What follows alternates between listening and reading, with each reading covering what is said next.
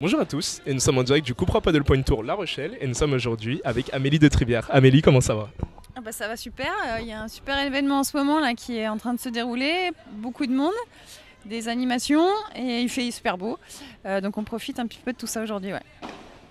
Justement par rapport à ces animations et même à ce concept de tournoi, qu'est-ce que toi tu penses? Est-ce que tu penses que c'est un concept qui devrait peut-être en appeler d'autres, inspirer d'autres organisateurs en France et même pourquoi pas en Europe et dans le monde? Bah, pourquoi pas, parce que là c'est vrai qu'on voit qu'à chaque fois il y a pas mal de monde qui vient, à la fois des joueurs qui sont confirmés et puis des gens qui viennent découvrir. Et c'est hyper bien organisé. Donc là il y a déjà un super exemple. Et c'est vrai que si ça peut prendre encore plus d'ampleur, tant mieux. Mais c'est vrai que voilà, c'est une super initiative et on voit que ça draine pas mal de monde et des profils vraiment différents. Donc c'est ça qui est hyper intéressant. Et ça donnera certainement envie à des enfants, à des femmes. Il y a d'autres qui commencent de vraiment plus s'investir, quoi. Donc ouais, je trouve que c'est quelque chose qui devrait perdurer et en tout cas ouais, s'amplifier. Maintenant parlons de ton actualité. Tu as pu remporter le P2000 du MAS à Perpignan avec Mélissa. Tout simplement, je voulais revenir avec toi sur cette compétition. Quel a été ton ressenti tout au long du tournoi? Est-ce que c'est quand tu es arrivé là-bas, tu étais déjà dans cette optique de objectif carré final, voire victoire finale, ou ça s'est vraiment fait, ça s'est vraiment construit au fur et à mesure? Ben, en fait, là, c'était la première fois que Léa et Alix participaient pas, donc ça veut dire que c'était très ouvert. Je l'ai appris très peu de temps avant, donc on n'avait pas forcément fixé des objectifs très précis avec Mélissa. On prend les matchs les uns après les autres. On a eu un bon tableau, il faut le dire. On a joué en plus des joueuses que je connaissais pas, donc c'était bien de découvrir aussi d'autres pairs.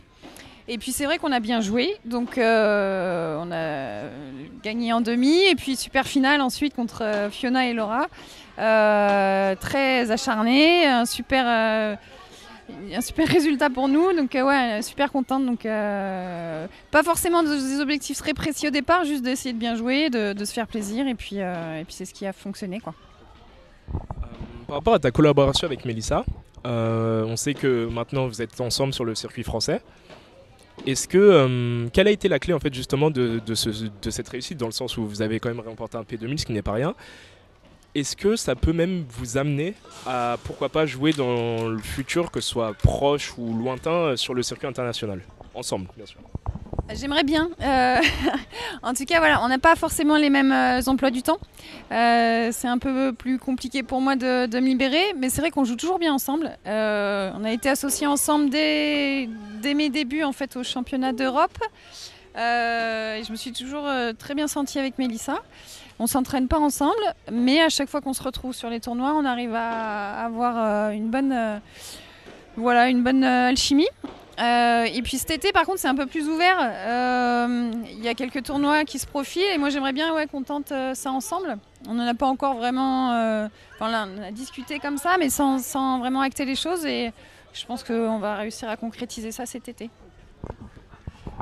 Ah, maintenant, on va parler des choses sérieuses, encore plus sérieuses. L'équipe de France.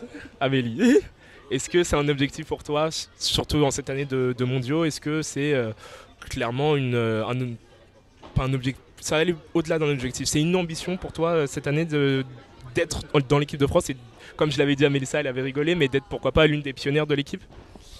Voilà, pionnière, c'est bien, c'est vite dit. Non, en fait, après le Qatar, honnêtement, je pensais que c'était ma dernière sélection. Donc j'ai démarré l'année en me disant, bah, de toute façon, voilà, c'est fini.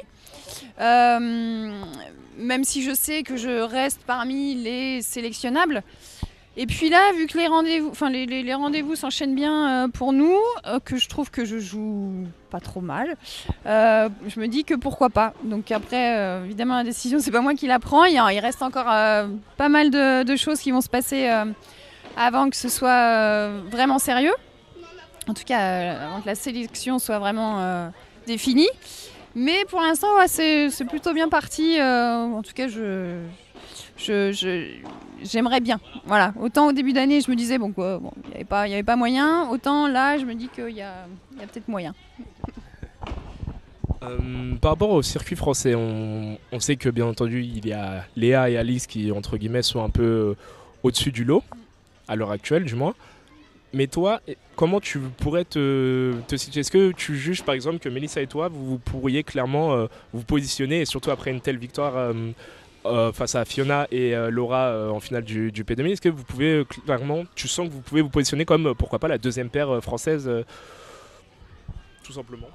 En fait, les filles qui sont derrière Léa et Alix sont, je pense, très homogènes. En fait, il y a des paires hyper homogènes. C'est pour ça que voilà, quand on regarde les quarts, les demi et les finales des P2000, ça reste très accroché. On a toute notre place, je pense, vraiment.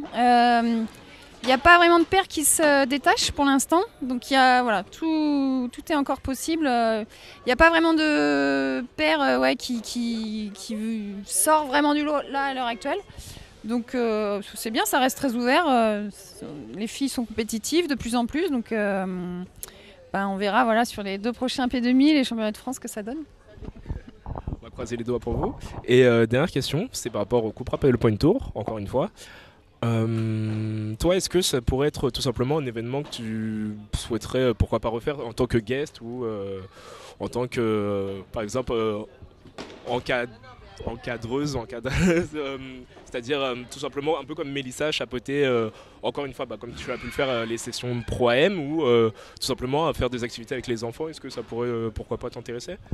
Complètement, parce que je trouve que c'est génial. Il y a vraiment du monde. Il y a des gens qui adorent ça, qui demandent qu'une chose, c'est d'être justement d'avoir des petits conseils ici et là.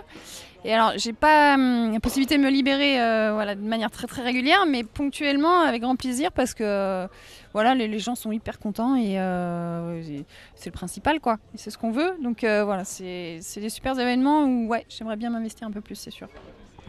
Merci beaucoup pour ces magnifiques paroles et on va clore l'interview. Merci à tous et on se revoit bientôt.